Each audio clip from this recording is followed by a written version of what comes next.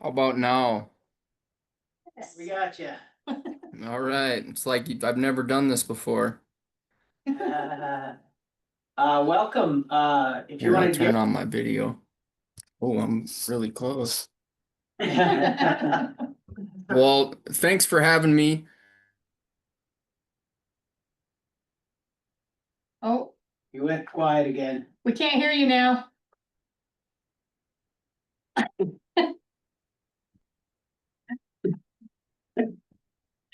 On the plug.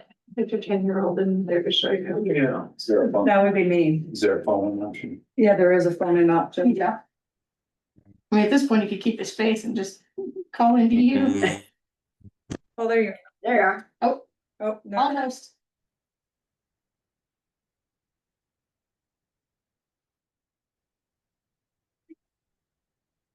How about now? Yeah, Oh, yeah.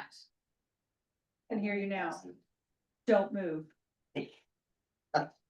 Don't let go of the tinfoil. You can hear us now.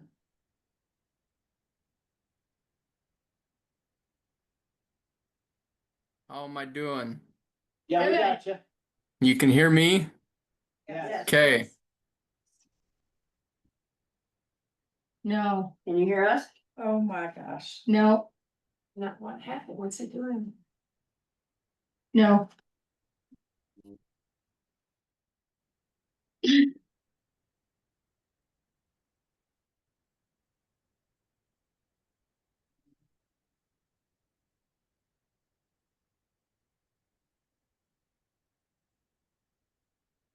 Sasha, is there an email on that one?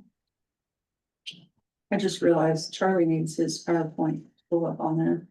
Oh, Yes, my email's on here. Your email is on there. Mhm. I'm gonna email that to you so you have it for the meetings. Eric, Nope, we can't hear you.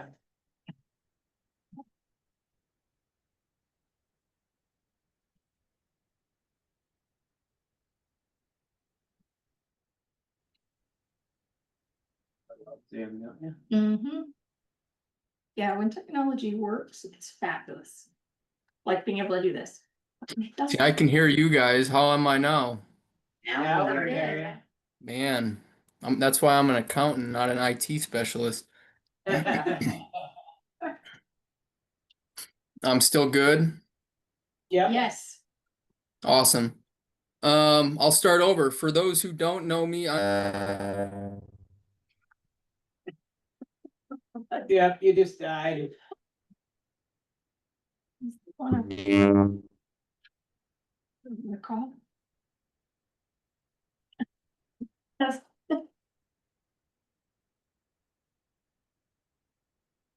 Can you send him a chat message? Yeah, I just held up my phone and asked if he wanted to call.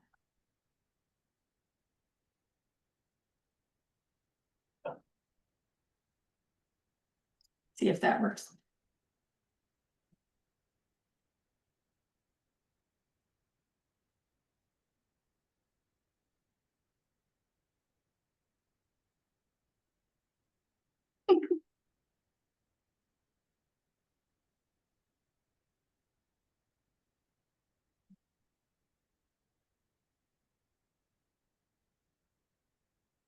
You think he's gonna try to call in? So Kim, I don't know if you wanna, I think he's gonna try and call into the Zoom, but if that doesn't work, we'll see if maybe we can call him.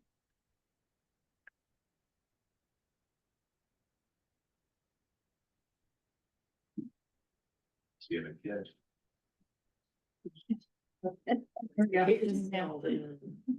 Said, they'll figure it out, no problem. Okay, can you hear us? Can you guys hear me now? Yeah, Yes. Around and around. Okay. Let's see if this works better. I'll keep my video up so you guys can actually see who I am. As I've stated probably now 4 times, my name is Eric Miller with the Adams Group.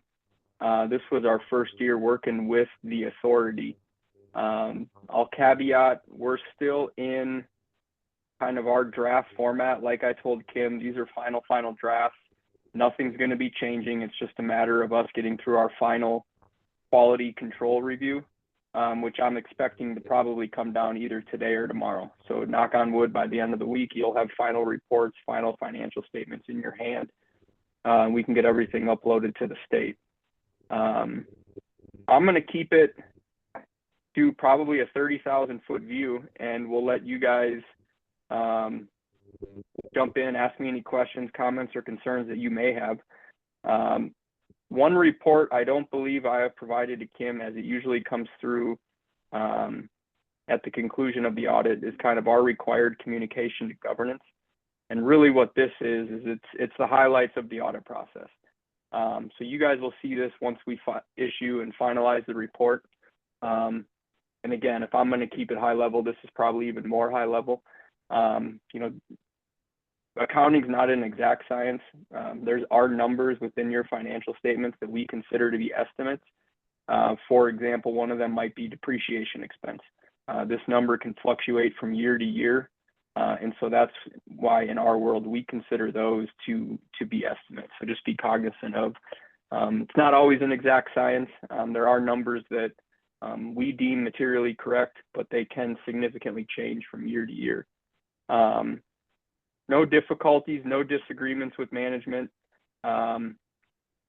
You will see once we finalize the report, there were adjusting journal entries during the course of the year. These were related to, you know, truing up interest expense and accrued interest. Probably the biggest item that you're going to see this year is a restatement of prior year's beginning balance.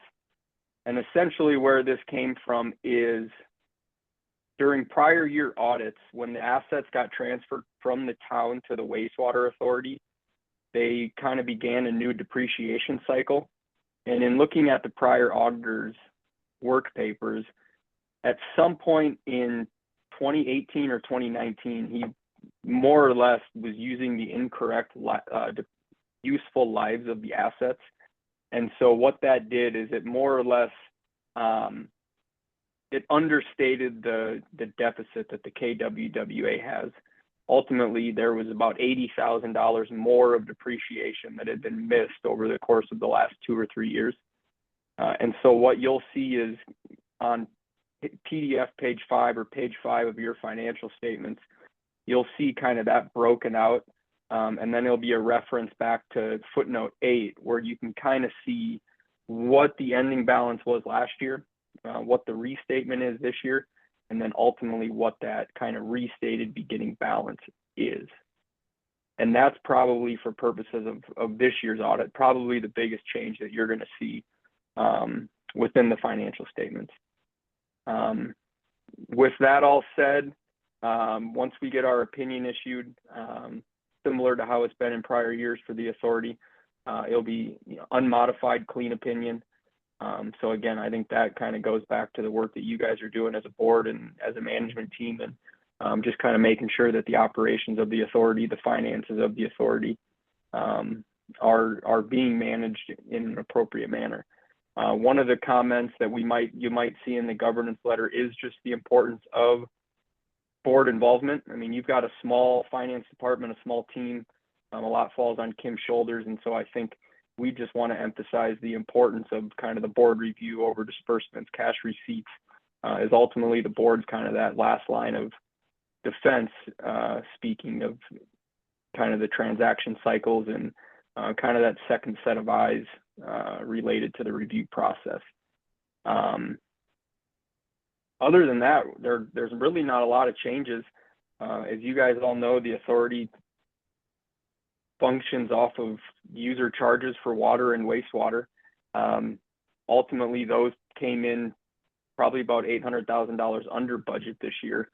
In a similar fashion, though, your expenditures came in about $800,000 over budget. So, you know, you guys had the budget numbers kind of where the actuals came in were different than the budgeted amounts, but at the end of the day, they, you know, it was an increase of net position of about 82,000 on the budgetary basis. So, I mean, I really don't have a lot more that I was going to go through or kind of bore you guys with details. So I'll pause there and open it up to any questions or comments that anybody from the management group or from the board has. I had a comment on page 13, where we have the Okay. long-term debt activity, that little chart up above the ending balance for the water revenue see it. bonus, 3,011,000, and if you go down to the chart, we're $10 Yep. off. Yep. So Yep. not You're wrong. $1,000 off. Or $10,000 off. Yeah, it's probably just a Yeah, 10,000, you're right. at the end of the day, at the end of the day, I think ultimately what's happening is, for lack of a better way to say it, we probably, when we were building these schedules, I think in working with Kim, and Kim, tell me if I'm wrong, I think you and I went back and forth about where these debt schedules were, and there probably aren't exact repayment schedules. So we basically came up with a calculation in order to get what these numbers are. And so when we get this finalized, I'll update that for the 2050 through 2054 number to be 744,000, which will ultimately then tie back to what's outstanding. Yeah, I am, just so you know, we found this out. I don't know, Eric may know this. I didn't know this. We didn't have a set debt schedule that I can locate in our records. I contacted USDA to see if they could provide us with the debt schedule that was issued with the loan. And they'll tell you they have it, but they will not provide you with it. They said we cannot give that to you at this point of this, because whatever their internal controls are, and there's a concern that they would be committing to whatever's on that document, by giving it to us. So we can't obtain our own documents Even from though you're them the after debtor. the fact, correct? I was a little, Interesting. I found it very interesting too, but we were not able to access that And at this point. We can't find it anywhere here in Mhm. Iowa. No, Believe it. No, basically what we had to do is, from the loan agreement, you guys make 4 quarterly payments and they're made in the amount of about 41,000 at a 3.5% interest rate. So we more or less kind of had to back in to, what the figures were moving forward. And so to your point, and I just updated that number so that I don't forget. When you look at basically the principal that's due over the course of time, you guys owe,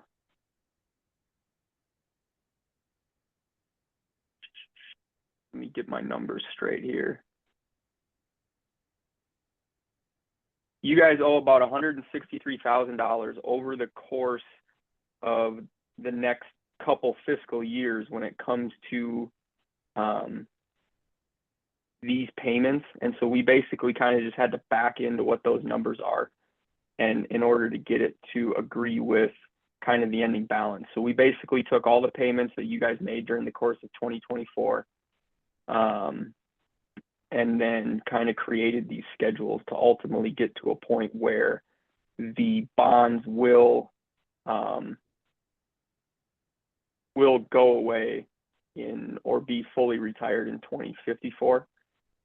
And to your point about that schedule on page 13, the number that actually needs to get updated is the first number due in 2025. That number should be 58,443. So I've updated that, and now you guys, once we finalize the reports, those will agree out. right. Any other questions? So ultimately, it's a situation where you're going to pay $164,000 until these bonds get retired. You're going to pay it every single year. And so we basically took that and kind of created these schedules for your guys' financial statements.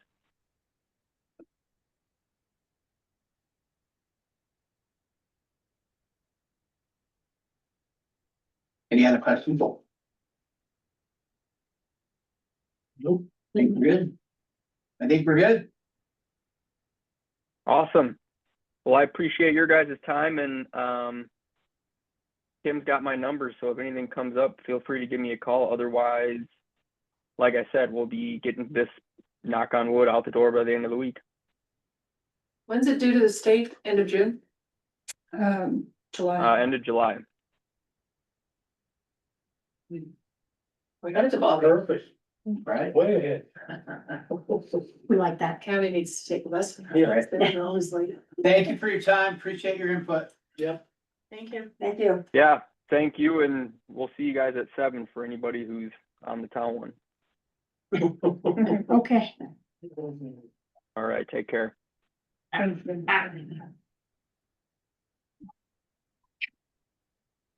got my email, Sasha? No, I haven't looked yet because I was. Yeah.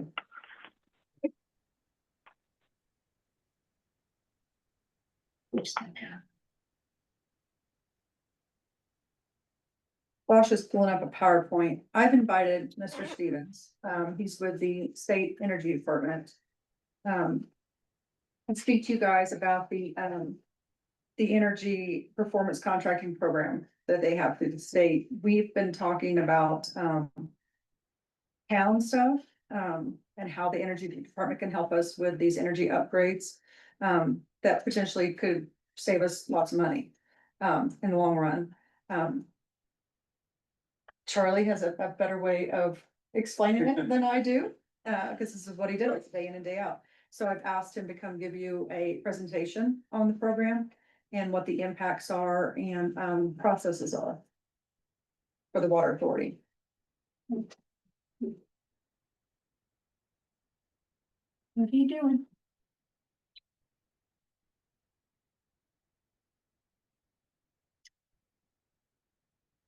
was thinking.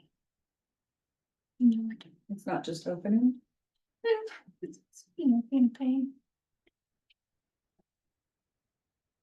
All right, where is my email?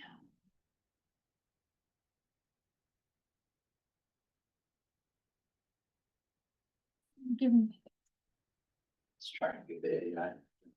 Yeah, I don't want to Trying do to that. help I you. don't want it to do that. I just wanted to, open my email. So I don't want the chat.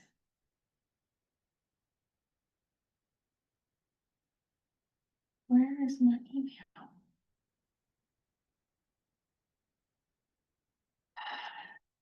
Totally understand his frustration with, computers. It's Outlook, right? Yeah. Can Let's you see. click down on that, Yeah, where it was. click on that blue square? Mm. Is Outlook on there? Mm.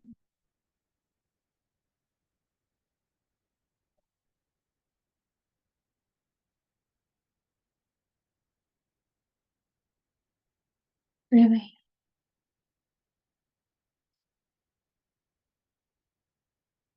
Oops. Sorry.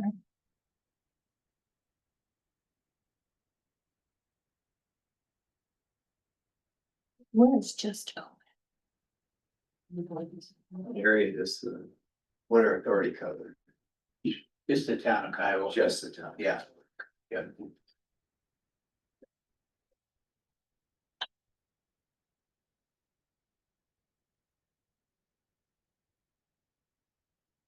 It's water and this one. What? Well, not doing that power. Tell me that. It's your other password, Sasha. Yeah, I only have like 30 of them. I know. Cause every single thing needs a totally different password. I have 2 programs that are into different portals, actually 3. And every 90 days I have to change it. So I have this whole notebook that I have to Uh-huh. write them down in. I appreciate the security on them, but it's like, really? Well, the other thing is that tech people, which I appreciate, again, security, but the passwords they set up are the most random things and trying to remember them all. Yes. And you can't use one that you used 6 months ago. No. So I gotta be a brand new one. There we go. Haha.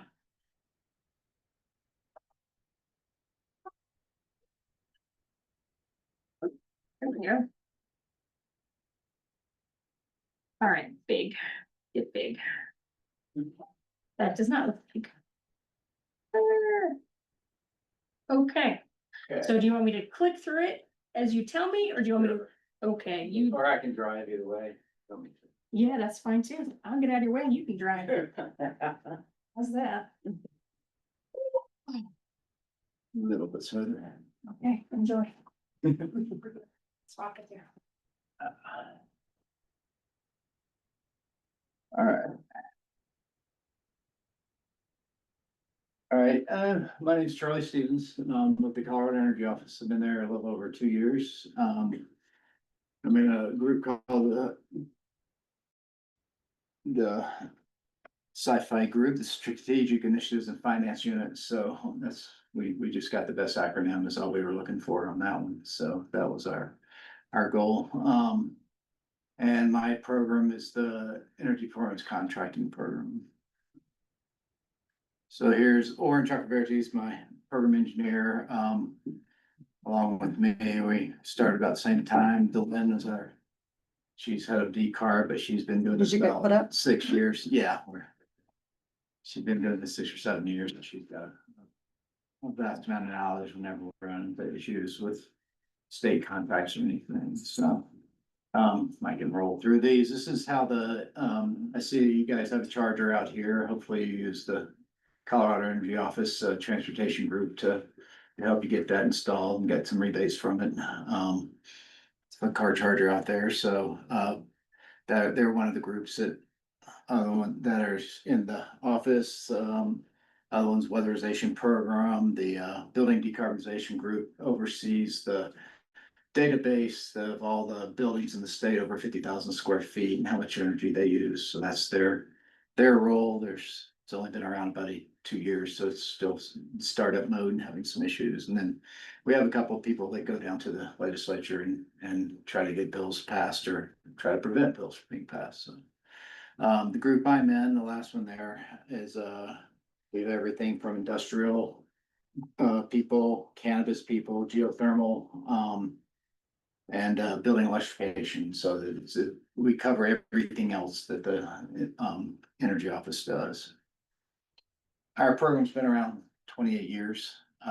It's primarily a financing and contracting tool to help y'all get things done. So there's other ways to do it. If you have capital money and you have your contractors that you use a lot, you can go straight to that. What the energy performance contracting program does is we have a group of 15 pre-approved contractors, which you can put in out an RFP and decide which one you'd like to use. And then they can act as a general contractor and they can come in and do multiple different types of programs, everything from controls, building controls, pumps and wastewater issues, solar, lighting, just kind of everything that falls into a group, so you don't have to use up your time and efforts to oversee 6 or 8 different contractors. That's up to them to act as a general contractor. The other thing that you can do is you can go out and get financing doing this, and the utility savings that come from whatever upgrades you do for your buildings or your network, your water network, is supposed to pay for the upgrades and the financing for that, whatever financing amount of time, maximum of 25 years is how the state legislature is written out. So that's the part I keep getting hung up on, and I think that's the part we hear is you have to take out a financing plan on it. You have to set up a repayment on it. But as Charlie confirmed for me during our discussion, and as I've asserted before, correct me if I'm wrong, we don't have to adjust our general fund for a financed amount of money. We continue making our energy payments to Core, to Black Hills, and we're seeing the savings through those continued payments, which is a benefit to us. Go ahead. So you're not paying core, I mean, if you take a finance loan, so say lighting, your lighting bill, normally 20% of your building cost with older technology, you put LEDs in, and you're saving $5,000 a year on that. And you've taken it out a loan and it takes, it's like a 4-year payback. So you would be paying the bank, your energy bill would be reduced. And I have a graphic that kind of shows that your energy bill reduced by that much, and then you would be paying the bank loan on that. So By the saving. by the saving. Right. Yeah. So we're not adjusting our general fund to account for a loan balance or a debt balance on top of the debt we currently have with our waste facility and our water. Right. facility. And then, a lot of I don't know how old your pumps are, what your maintenance, costs are every year, but, the way the legislation is written, you can roll in maintenance costs if you're using an outside contractor for those, to come in and do maintenance. We don't want to take jobs away from people who are working for you guys as employees, so any saving you get from maintenance, we don't want you to fire someone and use that savings to do it. So it's any outside contractor maintenance cost you have, plus any energy savings you have, those can be combined as part of the savings plan. So, any questions, or does that make sense, or? Lots of questions. And I can keep going, but the way the legislation is written, it has to have a guaranteed utility and maintenance cost savings. It has to be cash flow positive over the life of the loan. 3 years of measurement and verification. There's a second or third acronym there, M&V. It's a program that the federal government uses and all the different EPC programs use IPMVV. It's a measurement verification protocol that's used in order to determine how you're quantifying your savings. And you can't, your cost weighted average life of equipment has to be greater than any loan terms. So you don't want to get a pump that's gonna fail before you've paid for it, so, basically. This is the graphic, makes a little more sense. You've got unidentified savings potential. And then you have then that would be used, that identified savings would be enough to come in and do the project itself. And the way that it's paying for itself is that sometimes you'll have longer term HVAC or pumps that cost a little more and maybe have a 30-year payback, and lighting, which has a 5-year payback, and solar, which may have a 20-year payback, and you're combining them all into one big project to make it come out as a cash flow. And that's what the energy service companies or ESCOs do, is they create that cash flow, that pro forma, in order to determine if the project can pay for itself. During this process, it's a two-step process. There's two contracts. It's an IGA, or investment grade audit. They come in and audit your facilities and look at everything, all the energy you're using and all the water waste or use you're doing. We've got a few projects now that are, I think Breckenridge and a couple smaller towns are doing water meter replacement projects, because their water meters, Manitou Springs, have reached the end of life, and they're getting 15% leakage in their pipes. So they're coming in and they're putting some ultrasonic water meters in, which can help feed back into the pipes and determine where leaks are, and help you pinpoint where leaks are, so you're not chasing them down as much. So we do have a few water meter projects going on right now. Then whatever identified savings you get, you do the project and you use the savings as the payment. And then hopefully your costs will be lower, but since costs always go up and there's always inflation, then it ends up being break even sometimes. Here's kind of the process. MOU, memorandum of understanding with the Energy Office. It's non-binding. It's just something to say you're committed, and it's a way for me to show my boss that I'm out there giving talks and doing things and working and trying to get projects going. Then we have an RFP package, or request for proposal package, that will go out to our energy service companies that are on our approved list. And they'll come in and either send you a proposal, and you can pick which one you'd like to use. And then you get together and you sign the investment grade audit contract, and they'll come in and look at your facilities. And the way they do it is they really do come in and they ask for all your utility bills. They ask how much, they take that and they say, if we can save 20% of your total utility bills, that'll give us that number, $30,000 a year, and we can multiply that times 10, 15, or 20 years, however long you might think you want to do financing, and they can come up with a $2 million project or $150,000 project or whatever. But during that time, they're also looking for grants. They're going out to, what's the state water board that has some, CDPG. yeah, they have some grants also, and DOLA sometimes has grants and contribute grants. You're building a capital stack in order to do this, so you can take advantage of any grants or any federal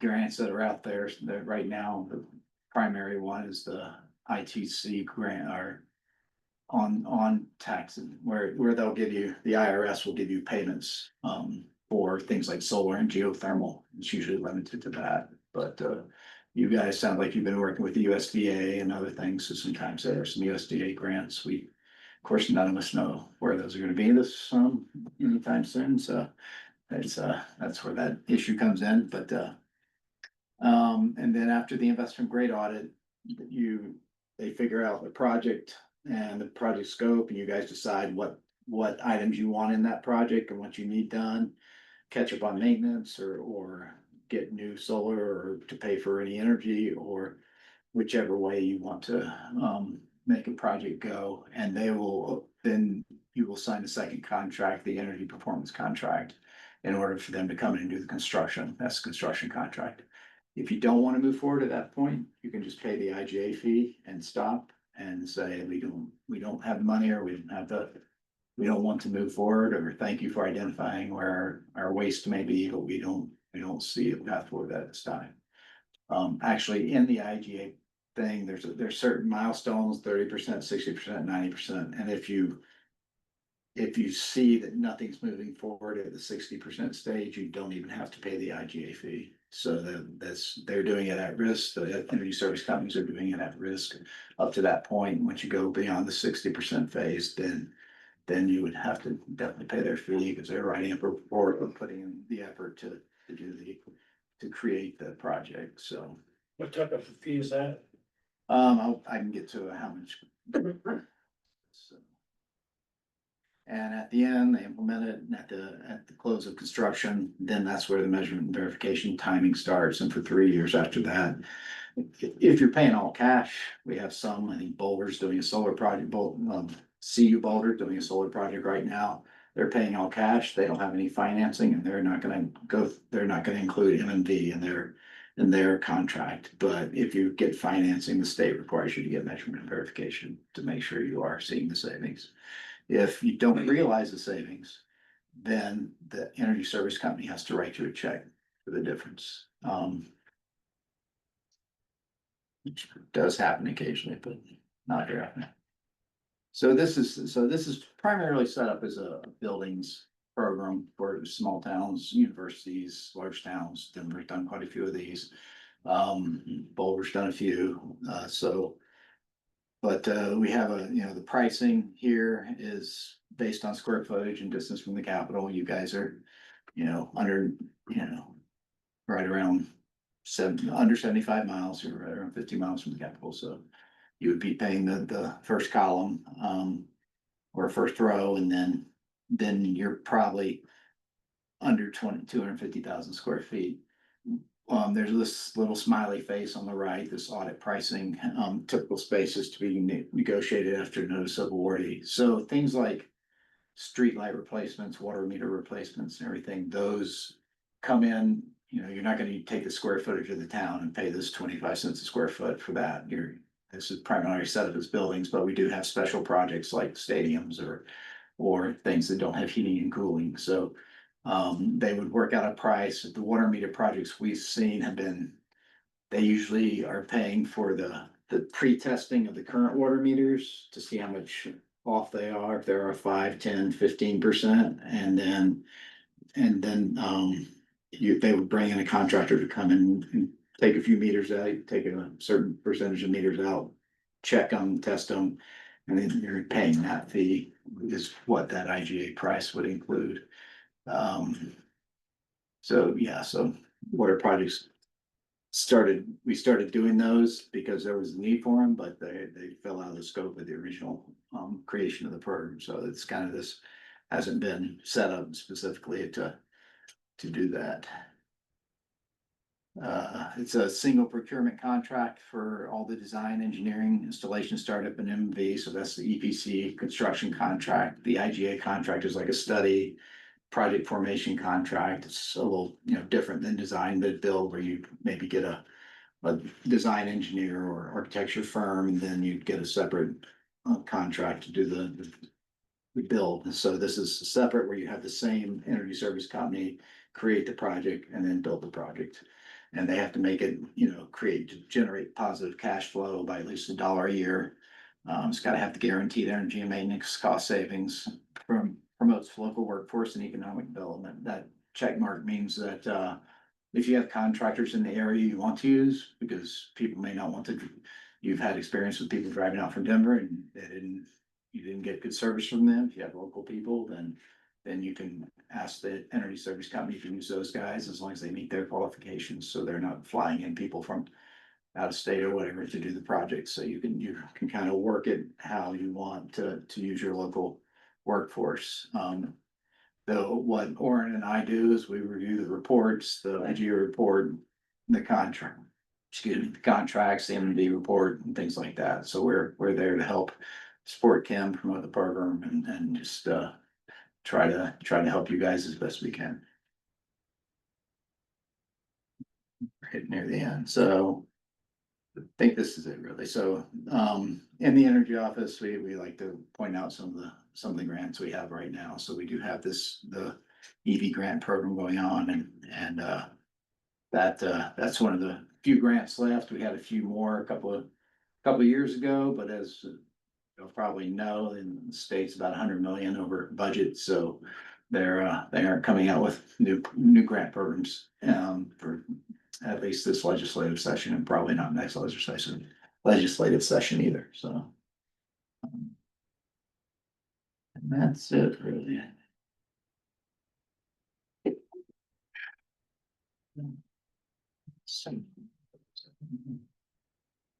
DOLA grants, you guys see that state revolving loan funds, Colorado Water Conservation Board. Those kind of things. So those are the other grants we see. Any questions? Just processing, just. Yeah. Did you send that presentation to us? I'd like to look at a more. Yeah, Absolutely, yeah, Thank you. I'll email it out to you guys tonight, I believe. yeah.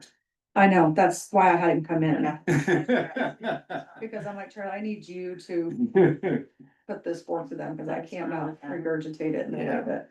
And it is, I mean, it's just another way to contract and finance things, and it's just the federal government uses it pretty extensively to meet a lot of their energy saving goals, and so there's national organizations around energy service companies, and they all talk to each other and everything, but it's just another way to do it. It's slightly different, and it's a way to have the engineering firms come in and kind of look over everything you have and give you a level 2 ASHRAE audit over all your stuff and see, what are your energy bills, what are you using, what are your water bills, in some cases, what are your maintenance bills. We've had people come in and say your telecom contract, some cities are paying a high rate for telecom, and they find something that's 30% of what they were paying because they just kept renewing that contract, and the telecom company kept adding $10,000 to your cost or whatever. And nobody went in and did the actual research, so it's just all your utility bills they like to see and see where they can come. We have seen sometimes where they'll get the rates changed on your electric bill. Sometimes you're paying heavy for the kilowatts, and sometimes you're paying heavy for the kilowatt hours. So if better rate, they're great at looking at utility bills like nobody wants to, because there's 60 different little extra additional fees that you're going, what's that? And that's their job to look at those every day, so they can kind of see those things. How do you know that, so you save 20% on whatever your project is? Right. How do you know that by paying that 20% back on the loan, that the loan's gonna be paid back in the designated?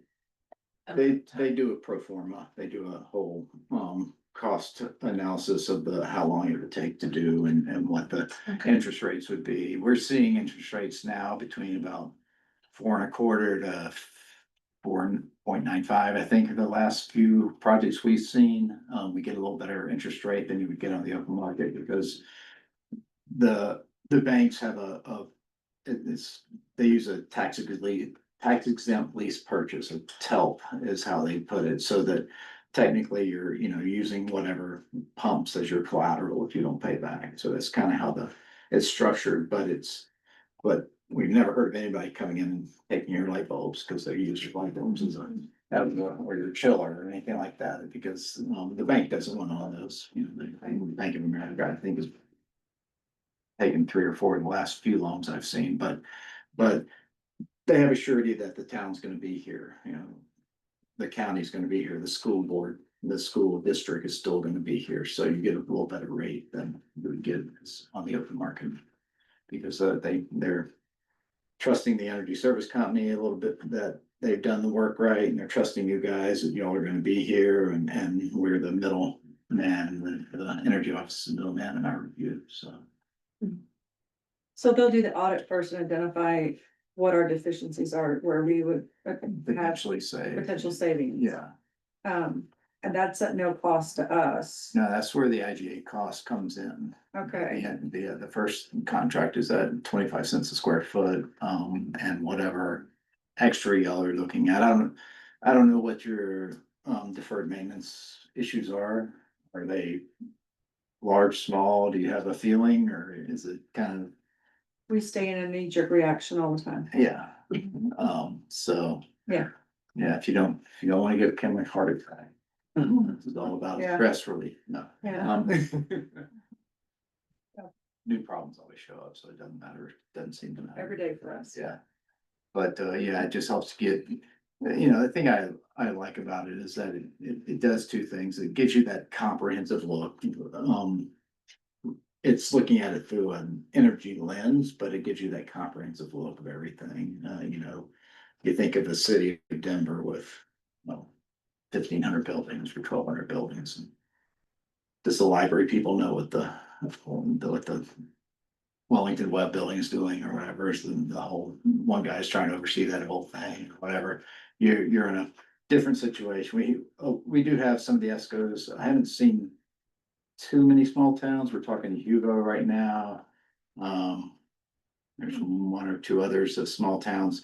We have had some small school districts of 2 and 3 building, small school districts do it. And so they saw that they had the deferred maintenance and some of the systems they had, boilers are 60 years old or whatever. And they were like, finally, we have to do something, we're gonna run into a situation where it's gonna break down in the middle of winter and we'll have to send kids home. So this is just one method that you can do to get that done. If a big loan came in and you had all the capital in the world to do it, then, or a big grant came in and you had all the capital in the world to do it, you can do it that way, or you can try this methodology. So it's. Is this something you're looking at to get this building more efficient? It's this building. Yeah, they would do an audit of our town infrastructure, our town structures. I wasn't aware that they did water and waste, and I know that we have a very reactive response right now to issues that come up, our pumps, we're Right. still looking at meters, and now we're looking at the larger meters, and we know we have water loss. Is that water loss with new meters? Is that water loss from old meters? We have a list of issues that we can identify. But what's causing them, and is this audit gonna be able to identify what the cause is that will allow us, an avenue to correct them? Get out ahead of where we're at right now in this reactive phase all the time and get a place where we can breathe and start moving forward, with a scheduled maintenance. Right. Right. And for pumps, a lot of your costs are a lot of the older installed pumps are single speed or 2-speed pumps, and one of the prime ones we see is variable flow pumps that I think the old variable flow they kept the same energy use and then they just put a damper in it to slow down the flow, but now we can actually slow the electrical use, and so it can slow the speed of the pump. So it's different ways of doing things now, so. And it was favorable to me, the fact that we do have third party that maintains our systems, so they take that cost that you're using in that into consideration. Figured in, so. So you're looking to combine the whole one thing from the town and us together to go, It would be one big project, for the entire town. It would be your water and sewer and the town's infrastructure, all in one big project. And you could actually set that up as one big project, or you could set it up as the IGA as one study project and then separate it at that point into 2 different construction projects. If your financing is coming different. I think Manitou Springs had that issue where all their water and wastewater was an enterprise fund that they didn't want to use to help electrify or make their buildings more efficient. Right. So that runs in, that's where that flexibility comes in, where you can have that split you at that can point. split if you Yeah. want. Yeah, you don't have to continue, or one can say, okay, we've done the IGA and we're just gonna do water and wastewater, and the town doesn't want to participate and move forward. So you can break it up after that.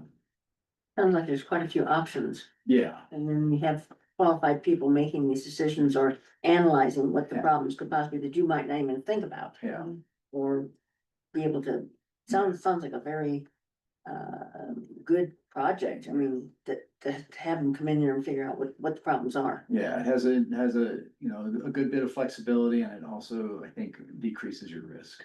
As you know, if you just have it, Mhm. you're coming Very in much, yeah. and not, you don't know what, if you don't know, especially if you don't know what the problems are, then. Right. Well, that's just it. You can identify things that we Yeah. might not even Yeah. have a clue about, or, and if they can analyze it, then we're way ahead of the game, and we're using experts they do this all the time. And they're very good at it, so. And when, We're Instead just- of us shooting in the dark and saying, oh, it might be this. Yeah. Hire these people to look at it, yeah, No, you know, they're not finding anything. and They're when you still do, experiencing the yeah. problem. and when you do the RFP, you can, you know, definitely point out, we want people that have a lot of experience with water and wastewater, because there's some of the ESCOs are like to focus on just schools. That tends to be a business model they like to kind of focus on, and some will do schools and towns, and others will be like more wide or and look at everything, you know. Was talking to one today in our end of year review, and he was like, oh, this other one's doing, you know, the Department of Corrections in Buena Vista. They're like, yeah, we don't really do prison projects, you know, that's kind of a different niche, so they definitely have their strengths, so that's why when you put out the RFP, you can tailor Identify it to exactly say, what we're looking yeah, but this is what we. well, it sounds like it's very flexible. Excellent. Yeah. Yes, thank you. Thanks. Thank you. And I'm available, you know, I can have my email and send me email questions. Yeah, absolutely. Anytime. Is it on this presentation? at Oh, the man. beginning? If it's not, I can include it in the email when I send them the presentation. They have individual questions and I ask you. We forget to look at these after you've done it a few times. Yeah, it is. Okay. Piece of. There you are. Yeah. There's the two. Thank you very much, sir. Very, very informative. So you can access it. Sounds good. Can you minimize it? Just minimize it. Yeah, absolutely. I can just shrink it. Be there for later. Yeah, I'll just shrink it down. Excellent. It'll be hanging out there and I'll just close that because we don't need that. Stuff we didn't know was available. Right. Yeah, that's amazing. What are you doing here? All right. It's so nice when you can get help. There we go. Okay. All right, we'll slide on into the financial report now. Nothing hair raising. He's not. Nothing out of the usual. This is the month we have our quarterly. For the bond, for the sewer and water. What does that have? Goes July, Is it July? March, and then you'll have another one July, and then September. Here we go. Any questions for Kim on the financial? The water and sewer fees collected are a little bit low. It should be more like 42% instead of 38%. Too much rain, nobody watering their lawn. They haven't been. Way, a little nerve wracking, the repair and maintenance and legal both. I agree, completely.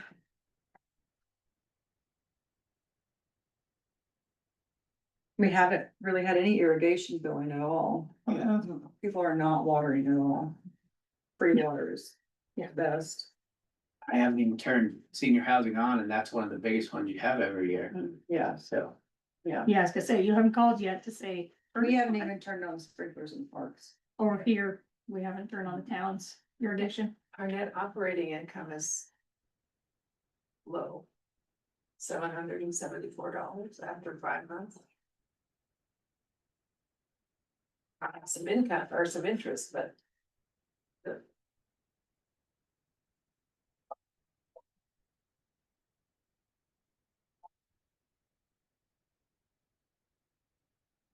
We don't have any, well, we had some shut-offs, but they're not enough to account for a large No. loss there at all. Well, being so far over on a couple of our expenses, a couple of our categories. Yeah. Doesn't help. At all. Our infrastructure repairs for sewer is killing us, Mhm. and we're not close to having that resolved. Right now.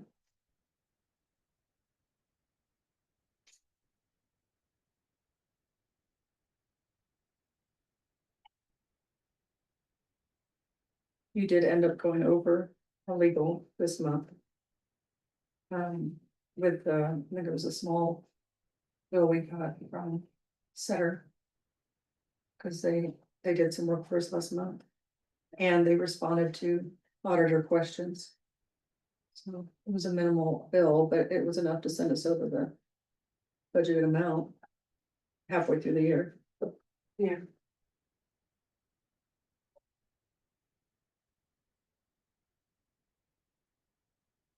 Well, we're not using them every meeting anymore, are we? I mean, No. only when we really need. No, they're not here tonight. Yeah, I realize that, yeah, Yeah. 'cause that was. I think we talked about that before. Yeah.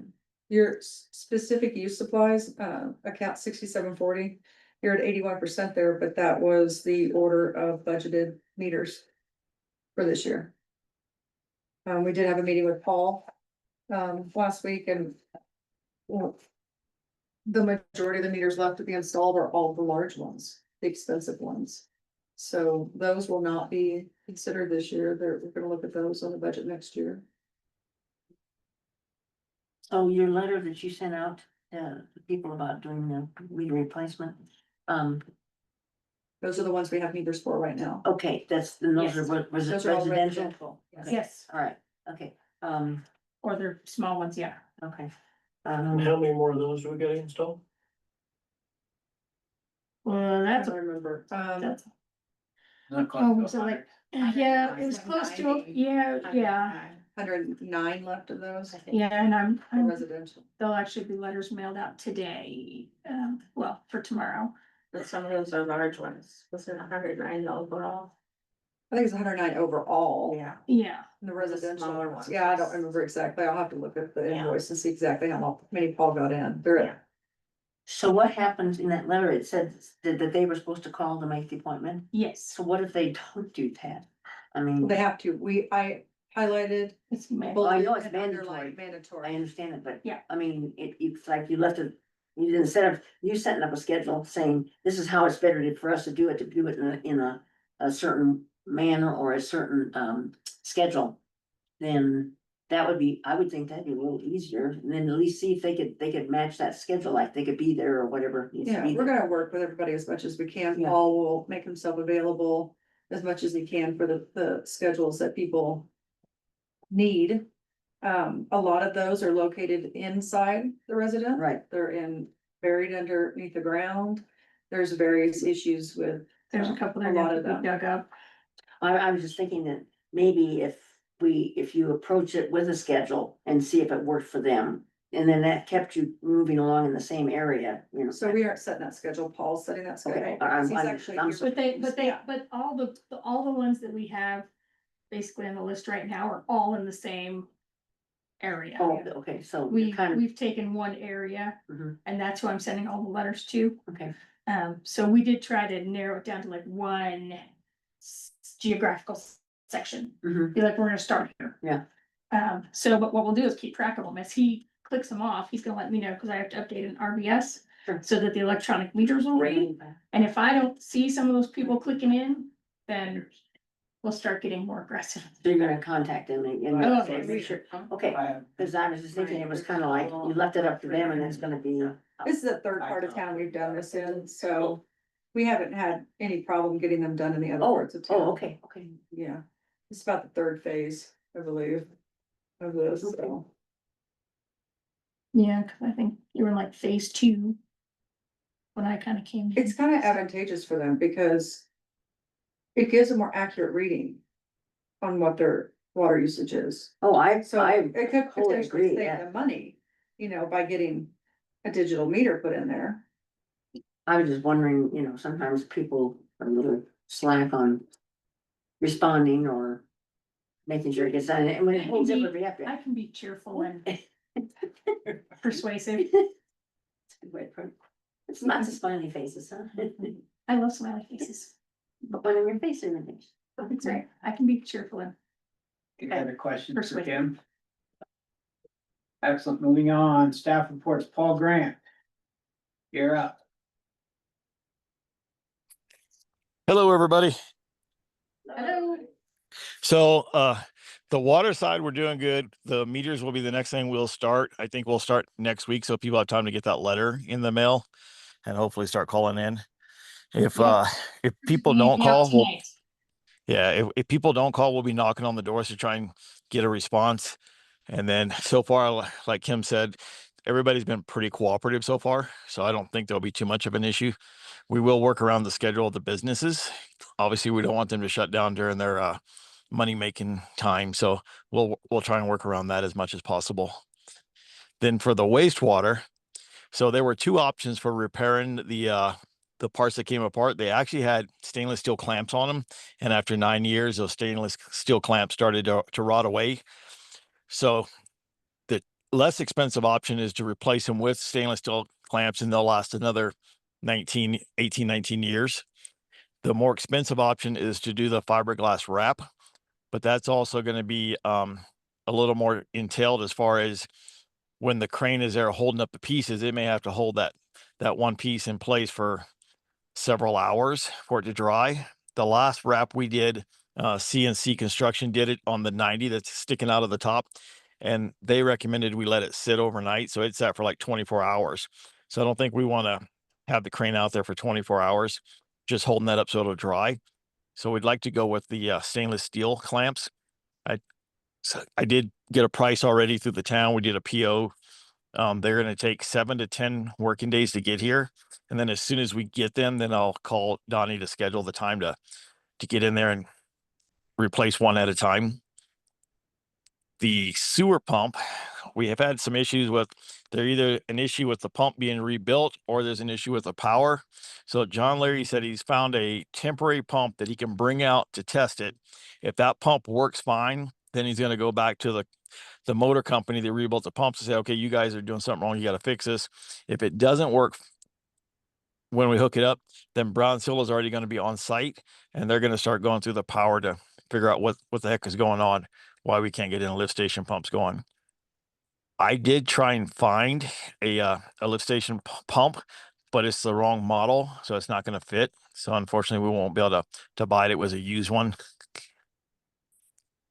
So we are going back to the pond. I did let the CDPHE know. I've not heard back from them just yet, but I did let them know that we're going back to the pond for a while. And then as soon as we can get a pump in, we should be able to start draining that again. We were down to a little under 50% that was left in the ponds.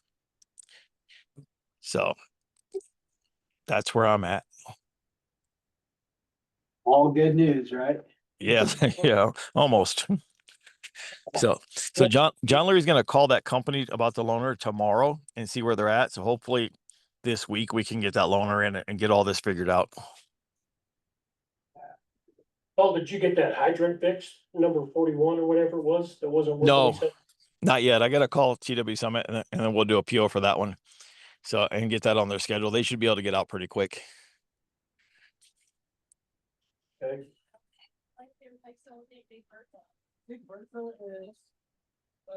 Any other questions for Paul? Say again. I don't know who's talking there. It was Paul's box that was lit up. Yeah. Some background. Oh, it must be background noise on Paul's side. Yeah. Yeah. Okay. Any other questions for Paul? Yep, I think we're good. Thank you. Kim Boyd, Town Administrator. I actually don't have any reports. Okay, Sasha Davis, Town Clerk. Okay, so this is a total report. We pumped not quite 2 million gallons. We sold 1.5. There was 152,000 gallons. 151 of that approximately ish was for flushing the fire hydrants. And then the fire department used a couple thou for a small fire. Did you mute Paul? Yeah. Anyway, so our water loss was, down to 12.68%, which is really good. So, and then, like I said, as we keep replacing these meters, hopefully that'll even fine tune a little bit more.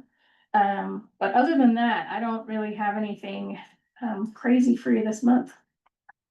So I guess I did send out,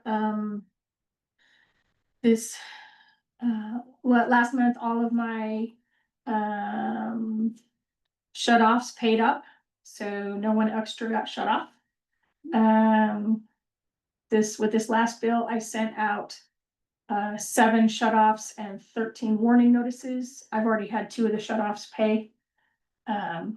So, and they still have a couple more weeks, so that's where we're at with that. Excellent. Any questions for Sasha? If not, seeing no old business correspondence, Motion. do we have a motion to adjourn? I'll make a motion to adjourn the meeting. Second? Second. Motion been made and seconded Who was- to adjourn the meeting. Jill. Any further discussion? Hearing none, all those in favor of the motion on the table, aye. Aye. Any opposed? Motion carries. We are adjourned at 6:37. Longer than last.